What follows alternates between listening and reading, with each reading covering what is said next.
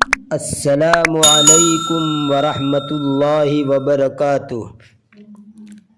بسم اللہ الرحمن الرحیم۔ سامعین و ناظرین، یہ ہماری گرامر کی سیریز کا پارٹ نمبر 5 ہے، جس میں کچھ بنیادی باتیں بیان کی گئی ہے جسے مجھے پہلے ہی بیان کر دینی چاہیے تھی، لیکن ذہن اس طرف گیا نہیں، اس لیے اس ویڈیو میں اسی کو بیان کیا جا رہا ہے۔ توجہ سے سنیے، اس کے بعد ہم آنے والے ویڈیو میں آگے چلیں گے۔ تو چلیے شروع کرتے ہیں۔ اسکرین پر نظر جما کر سنیے۔ آپ لائن نمبر 1 دیکھیے، اس میں 3 با ہیں۔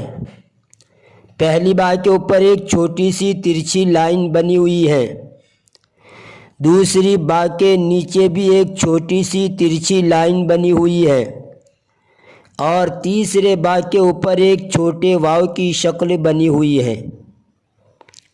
ان تینوں کو حرکت کہتے ہیں۔ پہلی حرکت کا نام فتحہ یا زبر، اور دوسری حرکت کا نام کسرہ یا زیر، اور تیسری حرکت کا نام ضمہ یا پیش ہے۔ حرکت تو تینوں ہیں، نام الگ الگ ہیں۔ جیسے ایک باپ کے 3 بیٹے ہوں تو بیٹے تو تینوں ہیں، لیکن ایک کا نام مثلاً عابد، دوسرے کا نام ساجد، تیسرے کا نام ذاکر ہے۔ تو حرکت کو یوں سمجھیے جیسے باپ ہے، اور فتحہ کسرہ ضمہ کو یوں سمجھیے جیسے اس کے 3 بیٹے ہیں۔ یہ تو ہوئی حرکت کی بات۔ اب جس کے اوپر یہ حرکت ہوتی ہے اس کو کیا کہیں گے، سنیے۔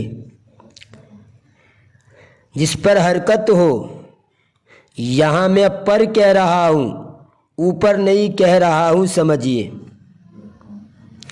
جس پر حرکت ہو اس کو متحرک کہتے ہیں۔ پھر متحرک بھی 3 قسم کا ہے: مفتوح جس پر فتحہ ہو، جیسے اول نمبر کی با، اور مکسور جس پر کسرہ ہو، جیسے دوسرے نمبر کی با، اور مضموم جس پر ضمہ ہو، جیسے کہ تیسرے نمبر کی با۔ اس کو بھی اسی طرح سمجھیے جیسے اوپر ایک باپ کے 3 بیٹے کی مثال دی، کہ متحرک تو تینوں ہیں، مگر ایک کا نام مفتوح جیسے کہ پہلی با، اور دوسرے کا نام مکسور جیسا کہ دوسری با، اور تیسرے کا نام مضموم جیسا کہ تیسری با۔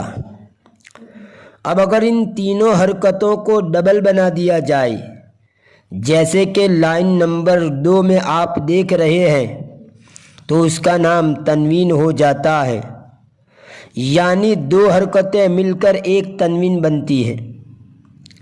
اور جس حرف پر تنوین ہو، جیسے یہاں دوسری لائن میں با پر ہے، تو اس کو منون کہتے ہیں۔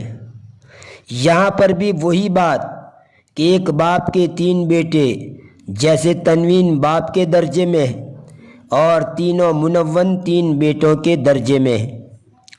پہلے کا نام منون 2 فتحے والا، دوسرے کا نام منون 2 کسرے والا، تیسرے کا نام منون 2 پیش والا۔ آئی ہوپ آپ کو یہ بات اچھی طرح سمجھ میں آ گئی ہوگی۔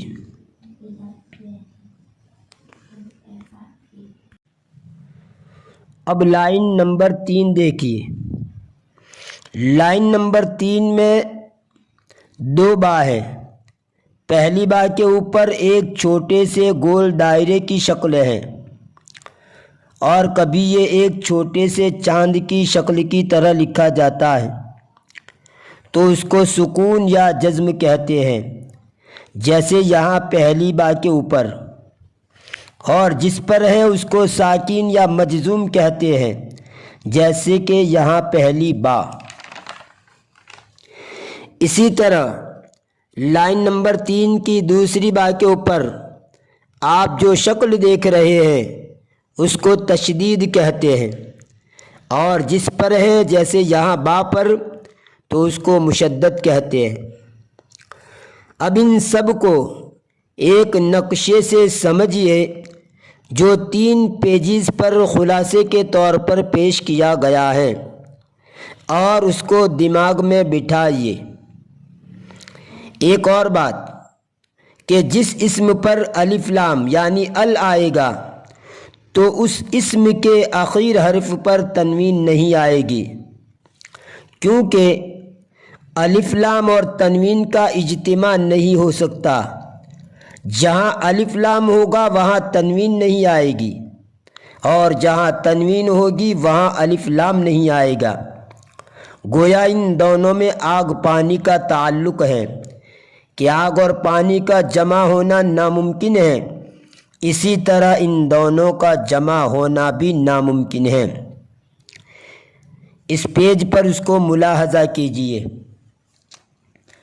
امید ہے آپ کو یہ سب باتیں سمجھ میں آ گئی ہوگی۔ ایک بات عرض کر دوں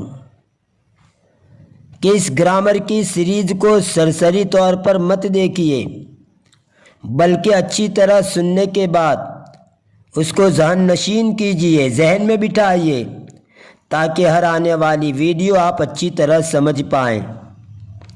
اور ایک بات کہ اگر آپ نے ابھی تک میری اس چینل کو سبسکرائب نہیں کیا ہے تو برائے مہربانی سبسکرائب ضرور کیجیے، ساتھ ہی لائک کیجیے، شیئر کیجیے، اور اس ٹاپک پر کوئی معلومات حاصل کرنا ہو تو کمنٹ کیجیے۔ فی امان اللہ۔